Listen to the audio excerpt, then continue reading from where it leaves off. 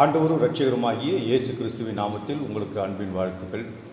இன்றைய செய்தியினுடைய தலைப்பு gratitude for a good mother, நல்ல அன்னைக்கு நன்றி. நீதிமொழிகள் புத்தகம் 31வது அதிகாரம் 28, 29வது வசனம். அவள் பிள்ளைகள் எழுப்பி அவளை பாக்கியவதி என்கிறார்கள்.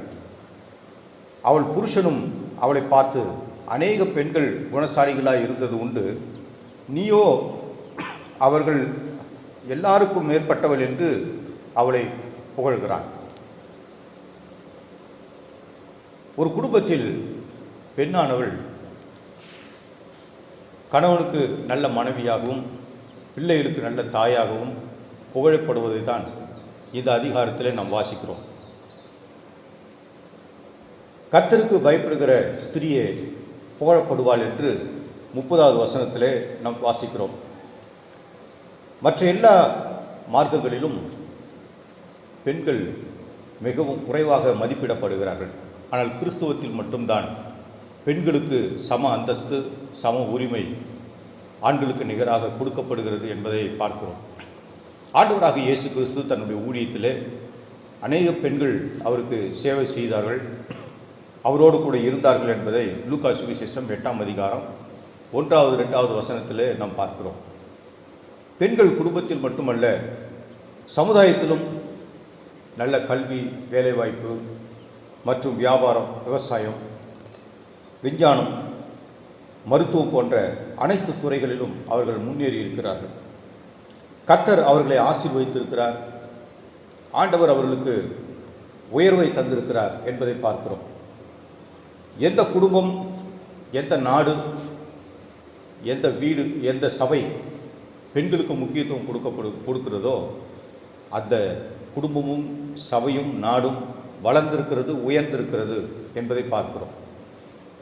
பல நூற்றாண்டுகளாக நம்முடைய நாட்டிலே பெண்கள் மதிக்கப்படாதவர்களாக இருந்தார்கள். கிறிஸ்தவ மிஷினரிகள் நம்முடைய இந்திய தேசத்துக்கு வந்த பொழுது பெண்களுக்கு கல்வியை கொடுத்தார்கள், தொழில் பயிற்சியை கொடுத்தார்கள். எல்லா துறைகளிலும் அவர்கள் முன்னேறுவதற்கான வழிகளை அவர்கள் செய்தபோது பெண்கள் நல்ல முன்னேற்றம் அடைந்தார்கள், கல்வியிலே தேறினார்கள். எல்லா துறைகளிலும் அவர்கள் வந்து இப்பொழுது அவர்கள் வேலை செய்கிறார்கள் என்பதை பார்க்கிறோம். இப்படிப்பட்ட கல்வி, வேலைவாய்ப்பு, சம உரிமை, சம அந்தஸ்து அளிக்கப்படுகிறதை பார்க்கிறோம். அதனால் நம் நாட்டில் எல்லா துறைகளிலும் பெண்கள் இன்றைக்கு கால் பதித்து நாட்டை முன்னேற்ற பாதைக்கு அவர்கள் கொண்டு செல்கிறார்கள் என்பதை பார்க்கிறோம். பெண்கள் மனைவியாக, தாயாக, குடும்பத்தின் மேல் பாசமும் கரிசனையும் அக்கறை உள்ளவராக இருக்கிறார்கள் என்பதை பார்க்கிறோம். பிள்ளைகளும் புருஷனும் உங்களை புகழ வேண்டுமானால் வேதம் சொல்லுகிறபடி குணாதிசயங்களை உடையவர்களாக இருக்க வேண்டும். எபேசியர் நிருபம் 5வது அதிகாரம் 22 வாசிக்கிறோம், மனைவிகளே உங்கள் கர்த்தருக்கு கீழ்ப்படுகிறது போல உங்கள் சொந்த புருஷருக்கும் கீழ்ப்படிந்தீர்கள். 1 தீமோத்தேயு 2:15 வாசிக்கிறோம், தெளிந்த புத்தியோடு விசுவாசத்திலும் அன்பிலும் பரிசுத்தத்திலும் நிலை கொண்டிருந்தால் பிள்ளை பெற்றினாலே ரட்சிக்கப்படுவீர்கள் என்று வசனம் சொல்கிறது. இப்படி பெண்ணானவர்கள் நல்ல ஆவிக்குரிய குணாதிசயத்தோடு அவர்கள் இருக்கும்பொழுது ஒரு பிள்ளைகள் அவர்களை பாராட்டுவார்கள், கணவன் அவர்களை பாராட்டுவார்கள் என்பதை பார்க்கிறோம். தேவன் உங்களுக்கு கொடுத்திருக்கிற திறமை, உலக பிரகாரமான ஆசீர்வாதங்கள், இவைகளை கொண்டு தேவனை நீங்கள் மகிமைப்படுத்த வேண்டும். மற்றவர்கள் மீது உங்களுக்கு அக்கறையும் கரிசனையும் வருமானால் நிச்சயமாக நீங்கள் பாராட்டப்படுவீர்கள். பிள்ளைகளால் புகழப்படுகிற தாய் 28வது வசனத்திலே வாசிக்கிறோம். பிள்ளைகள் எழுப்பி அவளை புகழ்வார்கள் என்று வசனம் சொல்கிறது. பாக்கியவதி என்பார்கள். இவ்வகையான மரியாதை மிக எளிதாக கிடைக்கிற ஒன்றல்ல. ஒரு தாயாக பிள்ளைகளுக்கு நல்ல சுபாவத்தை, அன்பு, இரக்கம், தயவு, பரிவு, பாசம், கண்டிப்பு, அரவணைப்பு இவைகளெல்லாம் அவர்கள் காண்பித்து பிள்ளைகளை நல்ல வழியில், ஒழுக்கத்தில், தெய்வ பயத்தில், விசுவாசத்தில் அவர்கள் நடத்தும்பொழுது நிச்சயமாக பிள்ளைகளுடைய வாழ்க்கையில் நல்ல உயர்வு வருகிறது பார்க்கிறோம். அதே வேளையில் தகப்பனும் பிள்ளைகளுக்கு தாயை குறித்த ஒரு நல்ல மரியாதையை கற்றுத்தர வேண்டும். பிள்ளைகளுக்கு கீழ்ப்படியும்படியாக அவர்களுக்கு கற்றுத்தர வேண்டும் என்று வேதம் சொல்கிறது. உதாரணத்துக்கு பார்க்குறோம், சாலமோனுடைய தாய் பத்சேபாள். இவள் சாலமோனை சிறு வயதிலிருந்தே நல்ல விசுவாசத்திலும் தெய்வ பயத்திலும் நல்ல ஜெபத்திலும் அவர்கள் வளர்த்தார்கள் என்பதை பார்க்கிறோம். சாலமோனை குறித்து வேதத்தில் தீர்க்க தரிசனமாக தாவீதுக்கு சொல்லப்பட்டது. சங்கீதம் 132:11 வாசிக்கிறோம். உன் சிங்காசனத்தின் மேல் உன் குமாரன் ஆட்சி செய்யும்படியாக உட்காருவான் என்று வசனம் சொல்கிறது. இப்போது தாவீதுக்கு 70 வயதாகிவிட்டது. அந்த முதிர்ந்த வயதிலே அவர் படுத்த படுக்கையாக இருக்கிறார். அந்த நேரத்தில் பத்சேபாள் ராஜாவிடத்தில் போய் அவள் சாலமோனை ராஜாவாக்கும்படிக்கு பேசிக் கொண்டிருக்கிறார்கள். அதே வேளையில் நாத்தான் தீர்க்கதரிசியும் வந்து கர்த்தர் உங்களுக்கு கொடுத்த வாக்கு தத்தத்தை நிறைவேற்றும்படிக்கு அவர்கள் உற்சாகப்படுத்துகிறார். அப்பொழுது அதை ஏற்பாடு செய்யுங்கள் என்று தாவீது சொன்ன பொழுது, தாவீது உயிரோடு இருக்கும்போதே அவன் ஸ்தானத்தில் அவனுடைய குமாரனாகிய சாலமோனை சிங்காசனத்தில், தாவீதின் சிங்காசனத்திலே அவனை உட்கார வைத்து ராஜாவாக அவனை அபிஷேகம் பண்ணி ராஜ முடியை அவன் தலையிலே வைத்து அவனை ஆசீர்வதிக்கிறார்கள். ராஜா வாழ்க என்று வாழ்த்தினார்கள். இப்போது சாலமோன் தேசத்தை ஆளக்கூடிய ராஜாவாக மாறினான். கர்த்தர் அவனுக்கு தரிசனமாகி உனக்கு என்ன வேண்டும் என்று கேள் என்று கேட்டபோது அவன் ஐஸ்வர்யத்தோ அல்லது எதிரிகளுடைய உயிரையோ அவன் கேட்காமல் அவன் கேட்டது, உம்முடைய ஜனங்களை நான் நியாயம் தீர்க்கும்படிக்கு எனக்கு ஞானத்தை தாரும் என்று கேட்டான். அருமையான தேவ பிள்ளைகளே, ஒரு தாய் அந்த சாலமோனுக்கு மிக அருமையான காரியங்களை கற்றுக் கொடுத்ததுனால தான் அவன் பணம், செல்வம், இந்த உலகத்தினுடைய பேர், புகழ், மதிப்பு எல்லாவற்றை காட்டிலும் அவன் தேவ ஞானத்தை கேட்டு பெற்றுக்கொண்டான் என்பதை பார்க்கிறோம். ஆகவே தாயானவள் பிள்ளைகளை கர்த்தருக்கேற்ற பயத்திலும் சிச்சையிலும் அவர்கள் வளர்க்கும்போது நிச்சயமாக அந்த பிள்ளைகள் இந்த உலகத்துக்குரிய ஆசீர்வாதங்களை தேவனிடத்தில் கேட்காமல் ஆவிக்குரிய ஆசீர்வாதங்களை அவர்கள் கேட்டு பெற்றுக்கொள்வார்கள் என்பதை பார்க்கிறோம். அப்படி இந்த சாலமோன் கேட்டு பெற்றுக்கொண்டான். சாலமோன் இப்போது ராஜாவாக இருக்கிறார். தாவீதுடைய மூத்த மகனுக்கு, தாவீதுக்கு சேவை செய்யக்கூடிய சூனேம் ஊராளாகிய அபிஷாக் என்பவளை அவருக்கு மனைவியாக கேட்க வேண்டும் என்று இந்த பத்சேபாள் இடத்தில் அவன் சொல்லும் பொழுது, நான் போய் ராஜாவிடத்தில் உனக்காக பரிந்து பேசுகிறேன் என்று வருகிறார். அப்போது சாலமோனுடைய தாய் பத்சேபாள் சாலமோன் ராஜாவை பார்க்க அவர்கள் அரண்மனைக்குள்ள வரும்பொழுது வசனம் சொல்கிறது, 1 ராஜாக்கள் 2:19 பத்சேபாள் ராஜாவாகிய சாலமோனை சந்திக்க அவள் போன பொழுது, அப்பொழுது ராஜா எழுந்திருந்து அவளுக்கு எதிர்கொண்டு வந்து அவளை வணங்கி தன் சிங்காசனத்தின் மேல் உட்கார்ந்து ராஜாவின் தாயார் வலதுபுறமாக உட்கார அவளுக்கு ஒரு ஆசனத்தை வைத்தான். அருமையானவர்களே, இந்த சாலமோன் தன்னுடைய தாயை பாராட்டினான். அவர்களுக்கு மரியாதை கொடுத்தான், கணத்தை கொடுத்தான், வரவேற்றான். எழுந்து நின்று வரவேற்று தன் பக்கம் வலது புறத்திலே ஒரு ஆசனத்தை போட்டு அந்த தாயை உட்கார வைத்தான். பாராட்டப்பட்டவள். அருமையானவர்களே, இப்படிப்பட்ட ஒரு பாராட்டை அந்த தாய் பெற காரணம் என்ன? அவர்கள் அந்த அளவுக்கு சாலமோனை மிக அருமையாக வழிநடத்தி இருக்கிறார்கள் என்பதை பார்க்கிறோம். நீங்களும் உங்கள் பிள்ளைகளை இப்படிப்பட்ட ஆவிக்கேற்ற வழியில் நீங்கள் வழிநடத்தும் போது உங்கள் பிள்ளைகள் உங்களை மதிப்பார்கள், உங்களை கனப்படுத்துவார்கள், பாராட்டுவார்கள் என்பதில் எந்த சந்தேகமும் இல்லை.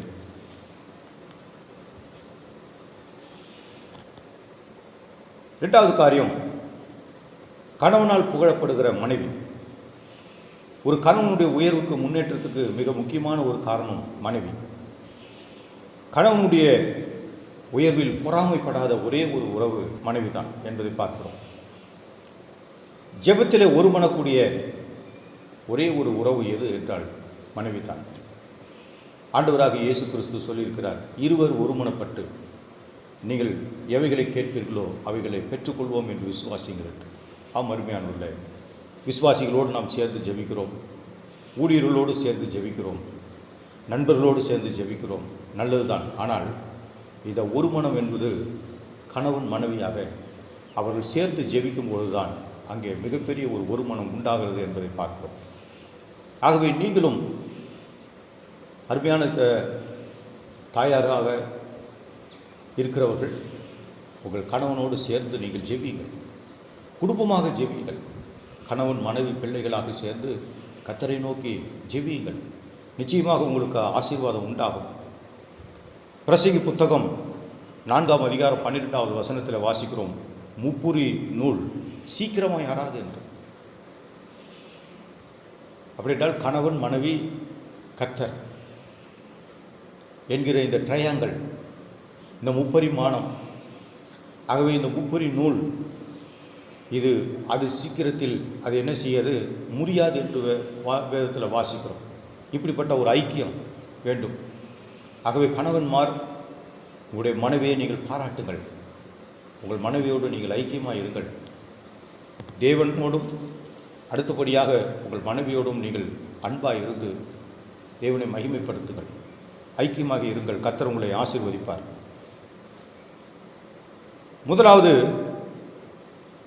கர்த்தர், இரண்டாவது குடும்பம், அடுத்துதான் ஊழியம். இந்த நிலையில் யார் சரியாக அவர்கள் நடக்கிறார்களோ நிச்சயமாக அவங்களுடைய குடும்பமும் ஊழியமும் ஆசீர்வதிக்கப்படும் என்பதில் எந்த சந்தேகமும் இல்லை.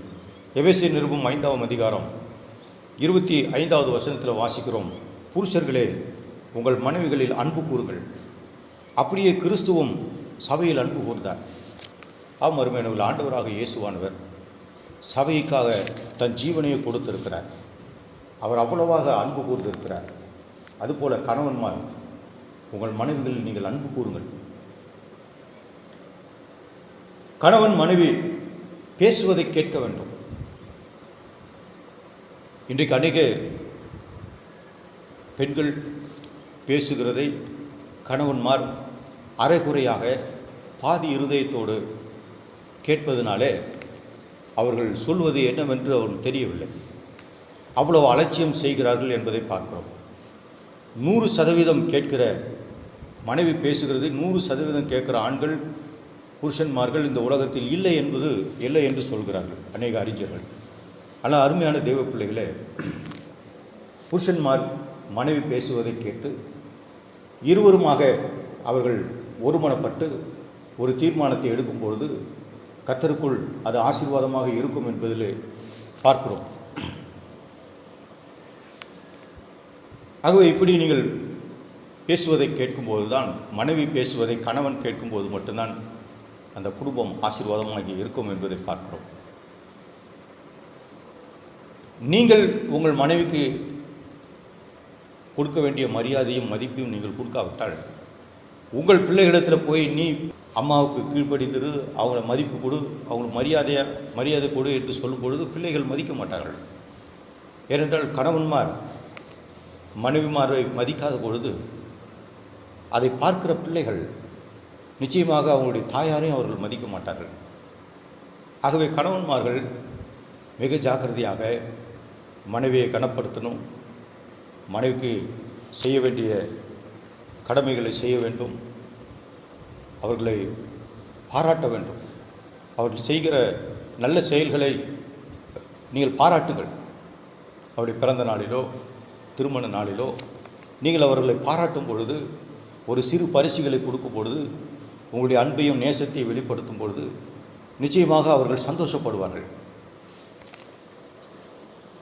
மூன்றாவது காரியத்தை பார்க்குறோம்.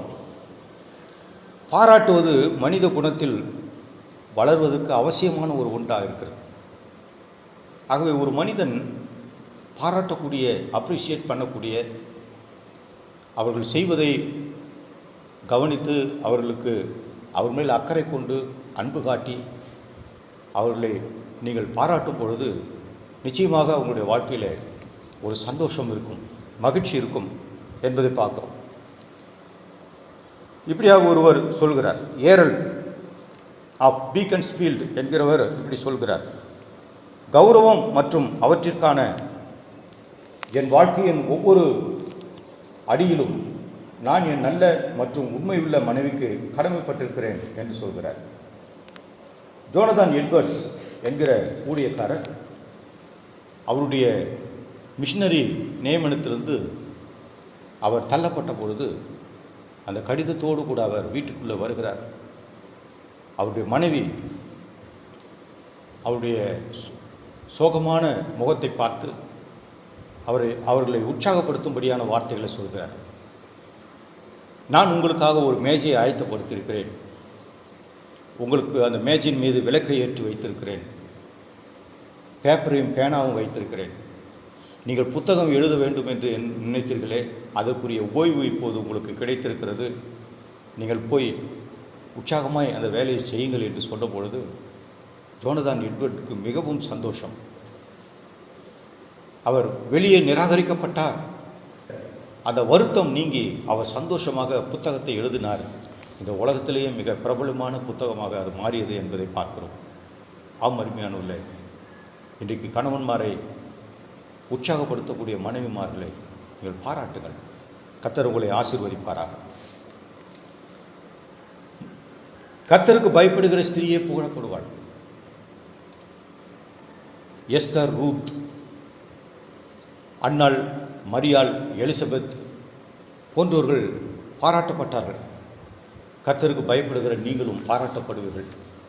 ஆகவே உங்கள் வாழ்க்கையில் கர்த்தரை மகிமைப்படுத்துங்கள். அருமையான பெற்றோர்களே, அருமையான பிள்ளைகளே, நீங்கள் உங்கள் மனைவியை பாராட்டுங்கள். பிள்ளைகளே, உங்கள் தாயை பாராட்டுங்கள். கர்த்தர் நிச்சயமாக அந்த குடும்பம் அது ஒருமனப்பட்ட குடும்பமாக, ஒற்றுமை உள்ள குடும்பமாக, அது கர்த்தருக்குள் பிரியமான குடும்பமாக அது மாறும் என்பதிலே எந்த சந்தேகமும் இல்லை. கர்த்தர் உங்களை ஆசீர்வதிப்பார். ஜெபம் பண்ணுவோம். பரலோக பிதாவே, பரிசுத்த தகப்பனே, இந்த அருமையான ஆண்டவரே சகோதரிகளுக்காக உம்முடைய கரத்தில் வருகிறோம். அவர்கள் குடும்பத்திலே தாயாகவும் ஆண்டவரே கணவனுக்கு நல்ல மனைவியாகவும் இருந்து அவர்கள் ஆசீர்வதிக்கப்பட, அவர்கள் குடும்பத்துக்காக ஜெபிக்க அவர்கள் எடுத்துக்கொள்கிற அக்கறைகள், பிரயாசங்கள் ஆண்டவரே இவைகள் எல்லாவற்றையும் கர்த்தர் ஆசீர்வதி. அவர்கள் ஜெபிக்கிற ஜெபங்களுக்கு பதில் தாரும். குடும்பங்கள் ஆசீர்வதிக்கப்படட்டும். விசேஷமாக பெண்கள் அவர்கள் குழந்தைகளால் பாராட்டப்படட்டும். அவர்கள் புருஷனால் பாராட்டப்படட்டும். அவர்கள் குடும்பங்கள் ஆசீர்வதிகமாக இருக்க உதவி செய்யுங்க ராஜா. உம்முடைய நல்ல நாமம் மகிமைப்படட்டும். இயேசுவின் நாமத்தில் பிதாவே, ஆமென். God bless you. கர்த்தர் உங்களை ஆசீர்வதிப்பாராக.